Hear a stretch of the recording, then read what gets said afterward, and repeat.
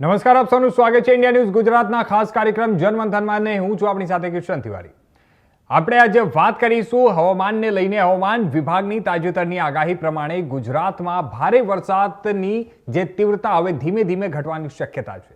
જો કે આગામી થોડા દિવસો દરમિયાન રાજ્યના કેટલાક વિસ્તારોમાં હળવાથી મધ્યમ વરસાદ અને કેટલાક દક્ષિણ ગુજરાત તથા છૂટાછવાયા વિસ્તારોમાં ભારે વરસાદના ઝાપટા પણ પડી શકે તે પ્રકારની સંભાવનાઓ વ્યક્ત કરવામાં આવી છે। તેથી નદી કાંઠા અને નીચાણવાળા વિસ્તારોમાં રહેતા લોકોને હજુ પણ સતર્ક રહેવાની સલાહ પણ આપવામાં આવી રહી છે। આપણે વાત કરીએ તો સમગ્ર ગુજરાતમાં છેલ્લા કેટલાક દિવસોથી પડેલા અતિ ભારે વરસાદે અનેક જિલ્લાઓમાં પૂર જેવી સ્થિતિ સર્જી હતી। હજારો લોકોને સલામત સ્થળે ખસેડવા પડ્યા। અનેક ગામો અને શહેરોમાં પાણી ભરાઈ ગયા, ખેતીને નુકસાન થયું અને જનજીવન અસ્તવ્યસ્ત બન્યું હતું। ત્યારે હવે ધીમે ધીમે પાણી ઓસરવા લાગ્યું છે, પરંતુ પાણી ઉતર્યા પછી સૌથી મોટો ખતરો શરૂ થાય છે રોગચાળાનો। પૂર પછી ગંદુ પાણી, કાદવ, મચ્છરોનો ઉપદ્રવ અને પ્રદૂષિત પીવાના પાણીના કારણે અનેક ચેપી રોગો ફાટી નીકળવાની શક્યતા પણ વધી જાય છે। તેથી હવે સૌથી મોટી જવાબદારી માત્ર સરકારની નથી, પરંતુ દરેક નાગરિકની પણ ત્યાં એ લોકોની જિમ્મેદારી આવી જાય છે। હવે સવાલો છે, આજે આ તમામ સવાલો પણ આપણે વાત કરીશું કે રાજ્યમાં આરોગ્ય તંત્ર સંપૂર્ણપણે તૈયાર છે કે નહીં, કયા રોગો જે છે તે સૌથી વધારે જોખમ ધરાવે છે, અને આ તમામ મહત્વના મુદ્દાઓ છે। આ તમામ મુદ્દાઓ પર આજે વિસ્તૃત આપણે ચર્ચાઓ કરીશું। પૂરની સ્થિતિ બાદ આરોગ્ય વિભાગ, મહાનગરપાલિકા, જિલ્લા પંચાયત અને સ્થાનિક વહીવટી તંત્રને ખાસ સૂચનાઓ પણ આપવામાં આવી છે। નિષ્ણાતોના જણાવ્યા પ્રમાણે પૂર બાદ ખાસ કરીને ડાયરિયા અને જે ગેસ્ટ્રોએન્ટેરિટિસ, જે કોલેરા, ટાઇફોઇડ, હેપેટાઇટિસ એ અને ઈ અને ડેન્ગ્યુ, મલેરિયા, ચિકનગુનિયા, ચામડીના ચેપ અને ફંગલ ઇન્ફેક્શન જેવા રોગોનું જોખમ પણ વધી જાય છે। અને તેવામાં કયા પ્રકારની સાવચેતી રાખવી, આ તમામ મુદ્દાઓ છે।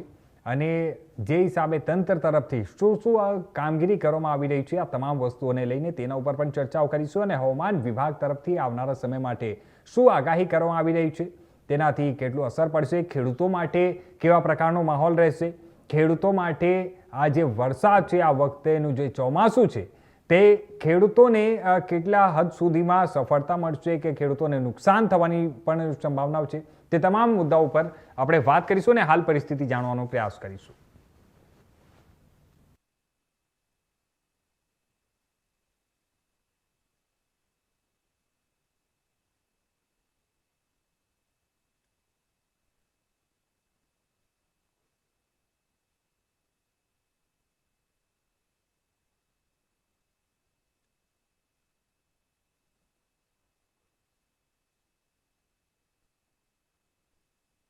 હવે સફાઈથી લઈને ફોગિંગ સુધી હવે તંત્રની કામગીરી પણ વધી ગઈ છે। અને આ તમામ જે હિસાબે પાણી ભરાવાની જે સમસ્યાઓ સર્જાઈ હતી સમગ્ર ગુજરાતભરમાં, આને લઈને આપણે આજે વાત કરીશું।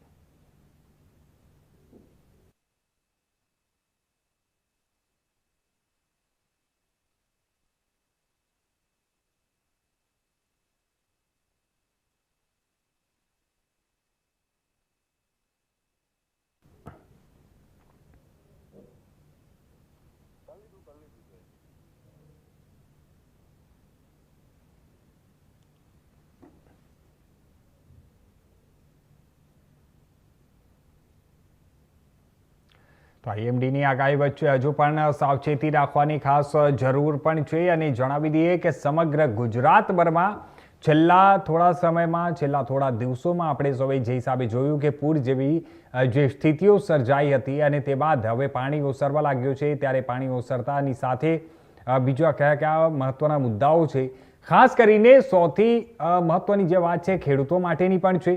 ખેડૂતો ઘણા બધા જિલ્લાઓમાં જ્યાં પાણી વધારે ભરાવાની સંભાવના હતી અને જ્યાં પાણી વધારે ભરાયાની સમસ્યાઓ સર્જાઈ હતી, તેવા સ્થાનો પર, તેવા ગામડાઓમાં ખેડૂતોની શું સ્થિતિ છે અને ખેડૂતો માટે સરકાર તરફથી શું સહાય આપવામાં આવી રહી છે અને જે ખેડૂતો તરફથી શું માંગણીઓ કરવામાં આવી રહી છે, આ તમામ મહત્વના મુદ્દાઓ છે જેને લઈને આપણે વાત કરવાના છીએ। ખાસ કરીને મિત્રો એ પણ જણાવી દઉં કે દક્ષિણ ગુજરાતમાં જે હિસાબથી દ્રશ્યો સામે આવ્યા હતા, દક્ષિણ ગુજરાતના નવસારીથી લઈને આપણે વાત કરીએ સુરતની, કે વાપી, વલસાડ, તાપી આ સમગ્ર જે વિસ્તાર છે તે વિસ્તારોમાં ઘણી બધી મુશ્કેલીઓનો સામનો કરવો પડ્યો. બીજી તરફ આપણે વાત કરીએ તો ઘણા લોકોને ત્યાંથી સ્થળાંતર પણ કરવાની ફરજ પડી હતી, કારણ કે જે લોકો નીચાણવાળા વિસ્તારોમાં રહેતા હતા ત્યાં પાણી ભરાવાના કારણે તે લોકોનું જનજીવન પર ખાસો પ્રભાવ પડ્યો હતો અને એ અસરના કારણે જ તે લોકોને ત્યાંથી ખસેડવો પડ્યો હતો. બીજી તરફ આપણે વાત કરીએ આવનારા દિવસોની, તો આવનારા દિવસો માટે પણ જે હિસાબે અમુક જે વિસ્તારો છે તે અમુક વિસ્તારોમાં છૂટાછવાયાથી લઈને અને અમુક વિસ્તારોમાં ભારે વરસાદ પડવાની પણ જે સંભાવના વ્યક્ત કરવામાં આવી રહી છે, ભારે વરસાદના ઝાપટા પડવાની સંભાવના વ્યક્ત કરવામાં આવી છે. આ તમામ વસ્તુઓને લઈને તંત્ર તરફથી ચેતવણી પણ આપવામાં આવી રહી છે, સાવચેતી રાખવા માટે ખાસ અપીલ પણ કરવામાં આવી છે. તો આ તમામ અપીલો વચ્ચે હવે કેવા પ્રકારની તૈયારીઓ ચાલી રહી છે તંત્ર તરફથી પણ, અને ખાસ જે નાગરિકોને ત્યાં સૂચનાઓ આપવામાં આવ્યા છે તે તમામ મુદ્દાઓ છે. અને ખાસ આપણે વાત કરીએ તો જે નવસારીના પૂર્ણા નદીમાં જે પાણી ઉપરવાસમાં વધારે પાણી આવવાથી અને પૂર્ણા નદીમાં જે જલભરાવની સ્થિતિ સર્જાઈ હતી અને જેના કારણે પૂર્ણા નદીના જે કાંઠા વિસ્તારના રહેવાસીઓ છે તે લોકોને ત્યાંથી ખસેડવાની ફરજ પણ પડી હતી, સ્થળાંતર કરવાનું ફરજ પડ્યું. આપણે વાત કરીએ તો નવસારીમાં પણ જે ઘૂંટણસમાં પાણી ભરાઈ ગયા હતા, લોકોના ઘર સુધી પાણી ઘૂસી ગયા હતા અને જેમાં એ લોકોનું ઘર વખરીનું સામાન પણ ક્યાંક ને ક્યાંક એને પણ નુકસાન થયું હતું અને જેને લઈને તંત્ર હવે સંપૂર્ણ એલર્ટ પણ છે અને આગળ પણ આવનારા સમય માટે જ્યાં જે વિસ્તારોમાં વરસાદ પડવાની સંભાવનાઓ છે અને જે નીચાણવાળા વિસ્તારો છે, ખાસ કરીને નીચાણવાળા વિસ્તારોમાં પણ સાવચેતી રાખવા માટે અપીલ કરવામાં આવી રહી છે. આપણે વાત કરીએ જે અમુક જિલ્લાઓ છે, અમુક જિલ્લાઓમાં સુરતની પણ જો હું વાત કરું તો સુરત મહાનગરપાલિકાને ખાસ કરીને કામગીરીમાં જોતરાઈ જવા માટે પણ સૂચનાઓ આપવામાં આવી છે અને તમામ નિર્દેશો આપવામાં આવ્યા છે.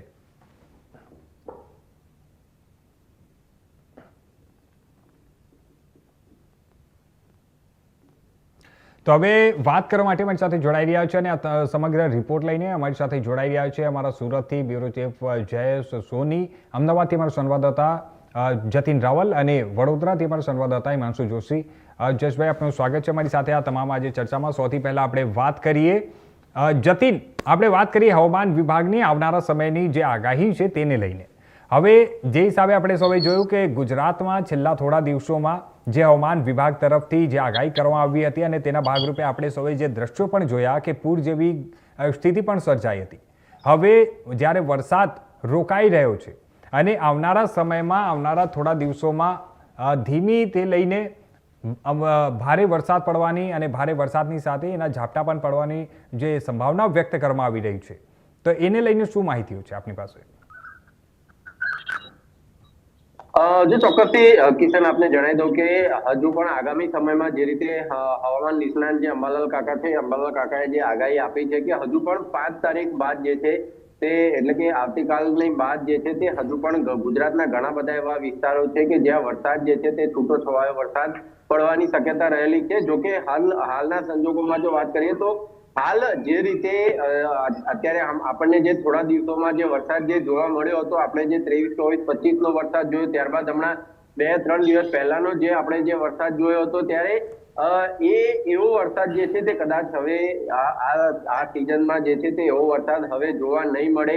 પરંતુ ચોક્કસથી એ પણ છે કે આ વખતે જે વરસાદ જે પડ્યો છે એના લીધે નુકસાન પણ જે છે તે પારાવાર નુકસાન જે છે તે ક્યાંક ને ક્યાંક જોવા મળ્યું છે. પરંતુ જો આપણે તમામ વર્ષોની જો વાત કરીએ તો જો વર્ષ 2023માં લગભગ 101% જેટલો વરસાદ પડ્યો હતો, 24 ની અંદર 143% વરસાદ હતો, 25માં 128% હતો. પરંતુ આ વર્ષે જો વરસાદની વાત કરીએ સરેરાશ વરસાદની તો 69% જેટલો વરસાદ જે છે તે અત્યારે હાલના સંજોગોમાં જે છે તે પડેલો છે. એટલે કે હજુ પણ જે સરેરાશ વરસાદ જે પડવો જોઈએ એના કરતા લગભગ 29 થી 30% જેટલો વરસાદ હજુ પણ ઓછી માત્રામાં જે છે તે પડેલો છે. એટલે કે હજુ પણ વરસાદ આગામી સમયમાં પડવાનો બાકી છે. પરંતુ જે વરસાદ હવે જે અત્યારે પડ્યો હતો કદાચ એવો વરસાદ જોવા ન મળી શકે, કેમ કે એક સાથે 5 સિસ્ટમો જે છે તે સક્રિય હતી.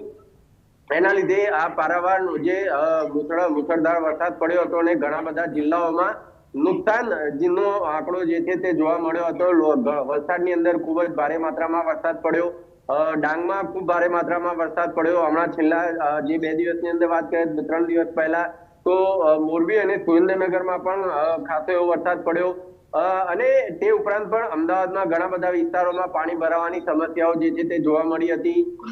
એ રીતે જ બીજા પણ શહેરોમાં પણ જે છે તે વરસાદ જે છે તે જોવા મળ્યો હતો. હાલ જો તાલુકાની જો વાત કરીએ તો લગભગ તમામ તાલુકાઓમાં વરસાદ જે છે તે હાલ જોવા મળેલો છે. પરંતુ હાલ રાજ્યમાં રીજન વાઇઝ જો વરસાદની સ્થિતિ જો આપણે જોવા જઈએ તો કચ્છમાં 29% જેટલો વરસાદ પડ્યો છે. દક્ષિણ ગુજરાતમાં સૌથી વધુ વરસાદ જે છે તે 51% જેટલો વરસાદ જે છે તે જોવા મળેલો છે. સેન્ટ્રલમાં જે છે તે સેન્ટ્રલ અને દક્ષિણ ગુજરાત બંનેનું 66% જેટલો વરસાદ છે. સૌરાષ્ટ્રમાં પણ વરસાદ જે છે તે 49% જેટલો વરસાદ જે છે તે જોવા મળ્યો છે. અને બીજા પણ જે જિલ્લાઓ છે ત્યાં પણ વરસાદ જે છે તે સારો એવો વરસાદ જે છે તે જોવા મળે છે. હમણાં 2 દિવસની જો વાત કરીએ, છેલ્લા 24 કલાકની, તો 24 કલાકમાં વલસાડના કપરાડામાં 2 ઇંચ જેટલો વરસાદ ફક્ત જે છે તે જોવા મળે છે. બાકી ડાંગમાં 1.42 ઇંચ જેટલો વરસાદ જોવા મળે છે અને આણંદમાં પણ 1.42 ઇંચ જેટલો વરસાદ જે છે તે હાલ જોવા મળ્યો છે. ડેમ હાલ હાઈ એલર્ટ ઉપર 34 જેટલા ડેમ અત્યારે હાલ આવેલા છે. એલર્ટ મોડ ઉપર 10 જેટલા ડેમો છે. વોર્નિંગમાં અત્યારે હાલ 10 જેટલા ડેમો જે છે તે વોર્નિંગમાં છે. 100% ભરાયા હોય તેવા 27 ડેમ છે.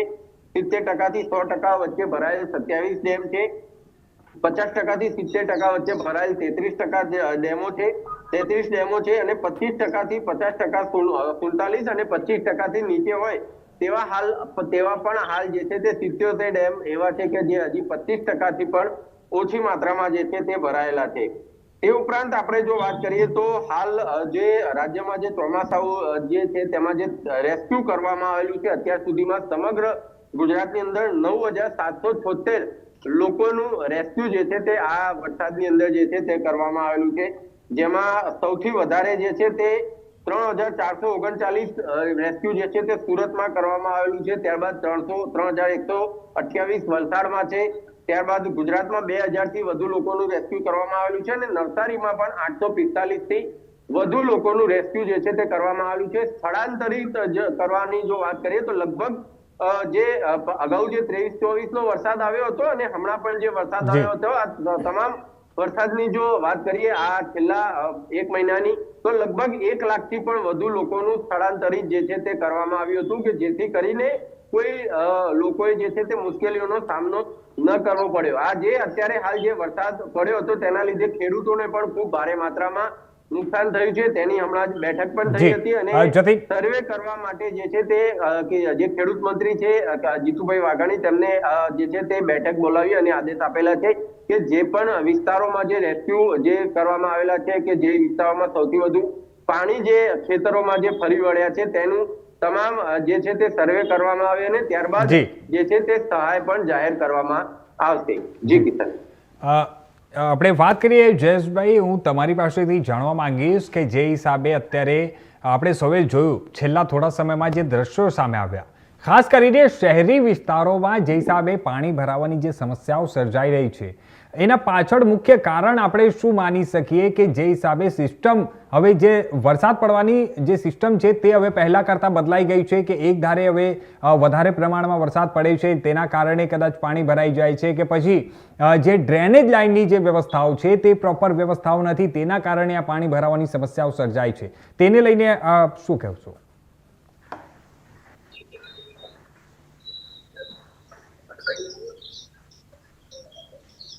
જી જયેશજી,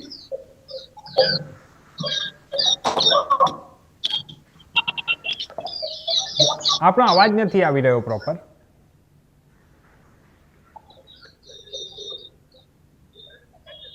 કિશન, જે પ્રકારનો તમારો સવાલ છે ચોક્કસપણે દરેક શહેરી વિસ્તારોની અંદર જે રીતે વરસાદી પાણીના નિકાલ માટે સ્ટ્રોંગ ડ્રેનેજની જે સુવિધા હોય છે એ સુવિધા ક્યાંક ને ક્યાંક જે અંદાજ પ્રમાણે બનાવવામાં આવી હોય, કારણ કે રોડ લેવલ અને ત્યાર પછીના જે ડ્રેનેજનું લેવલ અને એની સાઇઝ એના ઉપર ડિપેન્ડ કરતી હોય છે. કારણ કે વરસાદનું પાણી એટલા મોટા પ્રમાણમાં આવે છે કે એનો નિકાલ એટલો ઝડપી થતો નથી અને એને કારણે રોડ ઉપર અને અન્ય વિસ્તારોની અંદર જ્યારે ખૂબ જ ભારે વરસાદ થાય છે ત્યારે પાણી ભરાઈ જાય છે.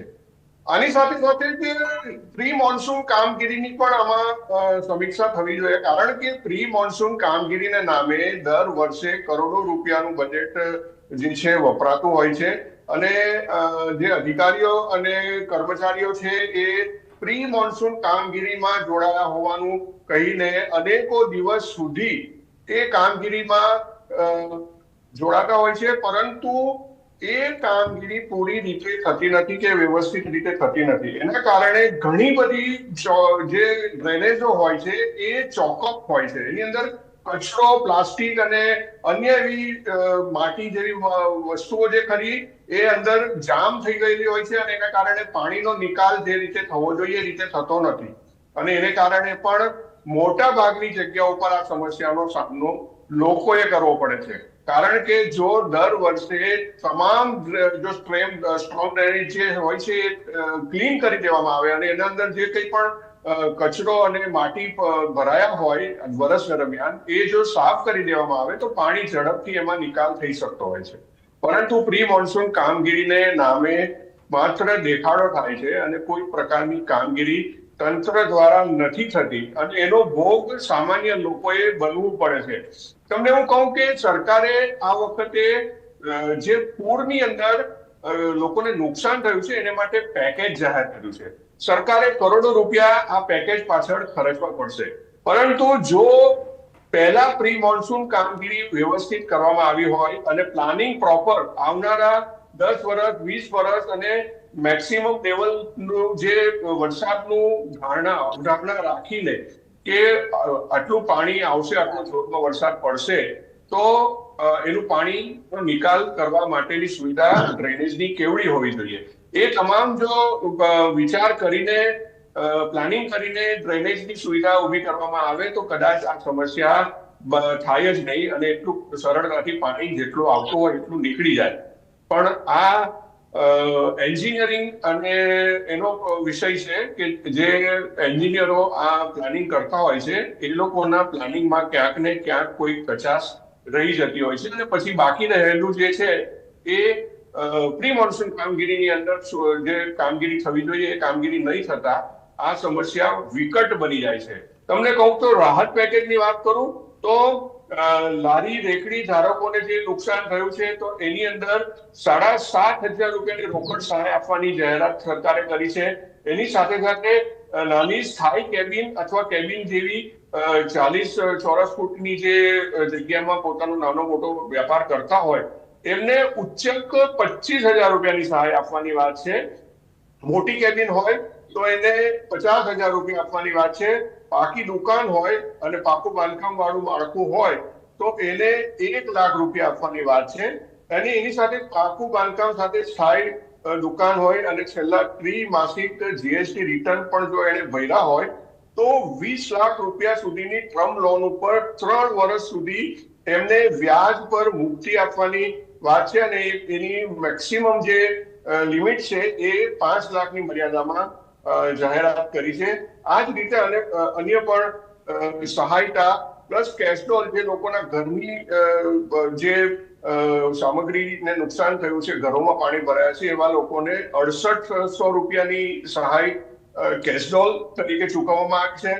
એ જ પ્રકારે જે લોકોને મોટું નુકસાન થયું છે એને પણ વિવિધ પ્રકારની સહાયતાઓની જાહેરાત રાજ્ય સરકારે કરી છે. તો કરોડો રૂપિયા આ વરસાદની અંદર સરકાર દ્વારા સહાયતા રૂપે લોકોને આપવામાં આવશે અને કરોડો રૂપિયા એ જ રીતે પ્રી મોન્સૂન કામગીરીની અંદર ખર્ચવામાં આવ્યા છે. જો આ જ પૈસાનો સદુપયોગ કરીને પહેલાથી જ ગટર અને જે સુવિધાઓ ઊભી કરવાની હોય એ ઊભી કરી હોય તો કદાચ આ સહાયતા આપવાની જરૂરત ના પડત અને લોકોને આટલી નુકસાની પણ ન સહેવી પડત અને લોકોને આટલી તકલીફ પણ ન સહેવી પડત.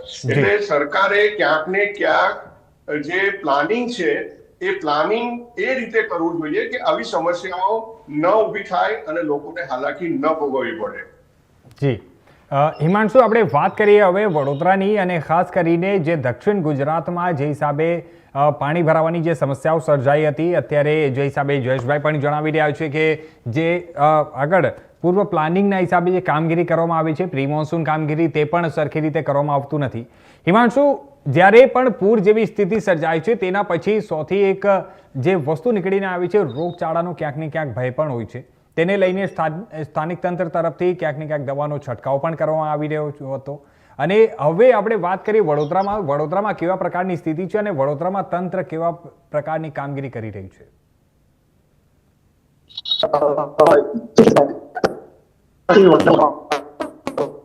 બે દિવસથી વરસાદે અતિ ભારે વરસાદ બાદ 2 વર્ષથી અચાનક જ વરસાદે વિરામ લીધો છે. વિરામ લીધા બાદ વરસાદના હવામાં બીજું પ્રમાણ વધતા અસહ્ય ગરમી ઉકળાટનો માહોલ સર્જાયો છે. આ ઉકળાટના માહોલમાં શહેરીજનો પણ ત્રાહિમામ પોકારી ઉઠ્યા છે.